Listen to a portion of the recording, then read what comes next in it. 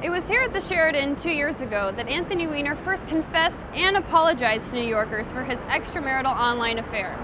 A year later, he said he was a changed man. But now with more women coming forward, it's got people questioning his credibility and his campaign. Since the nation's largest bike-sharing program began less than a month ago, city bike riders have logged more than 1 million miles despite its critics. In fact, officials say riders are taking out more bikes each week. When it comes to obsessing over their pets, New Yorkers are in a league of their own. You've heard of doggy gyms, doggy daycares, even doggy spas, but the latest is an exclusive doggy social club. Rough Club, now open in Alphabet City, is tougher to get into than some of the city's best schools. Getting a cab in Brooklyn can be next to impossible. But now, thanks to the lifting of the ban of e-hail programs, you can use your smartphone to get a cab any place, anytime. It's very convenient, yes. Local bakery owner Taysir Hamoud prays at this mosque in Bay Ridge twice a day.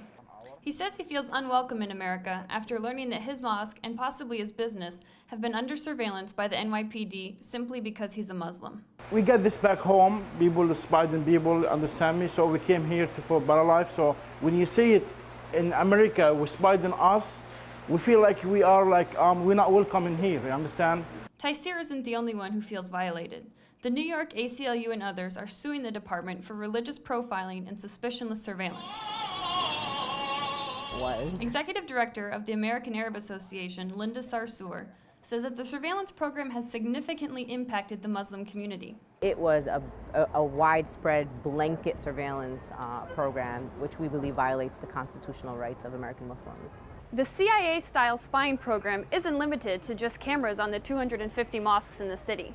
Sarsour says that paid informants were also infiltrating businesses and restaurants in predominantly Arab neighborhoods like this one here in Bay Ridge. We believe that we have a good case, a strong case that shows that the New York Police Department did not have any leads to be spying on on our plaintiffs. It's a lawsuit that really represents the sentiment of the American Muslim community here in New York City. NYPD officials claim to have prevented 14 terrorist attacks since these intelligence gathering techniques were implemented in the wake of 9/11.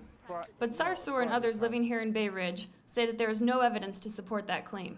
If it's about securities, about our safeties, okay, fine, but it's got to be in everyone. In Bay Ridge, Audrey Huse.